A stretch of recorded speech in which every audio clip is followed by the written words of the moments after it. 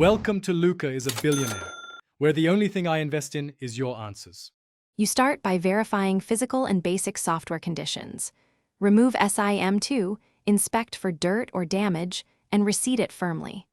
Once done, reboot the phone and make sure airplane mode is off. This forces a fresh registration attempt. If you still see not allowed, swap the card into the primary slot or another handset to determine whether the card or the slot is faulty. These quick checks separate hardware faults from provisioning problems, so you know the next correct action. Next, focus on how the network recognizes your SIM.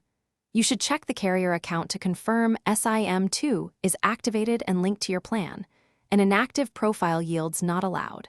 Then manually select the network in settings to force a new attach, and verify APN entries match the carrier's values, because wrong APN can block data though not voice. If needed, reset network settings or refresh the PRL and carrier provisioning so the handset requests updated credentials and roaming preferences.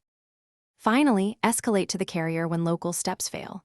You call or chat and ask them to reprovision SIM2, check that your MA and SIM IXID aren't blacklisted, and confirm the account status. If the carrier reports a faulty or deactivated card, request a replacement and test it immediately. Make sure your phone has the latest OS updates and only use a full factory restore after backing up your data. If problems persist, this troubleshooting tip helps. Ask the carrier to push a manual reprovisioning while you're on the line so you can test. Thanks for watching and please subscribe. It's the best investment you'll ever make.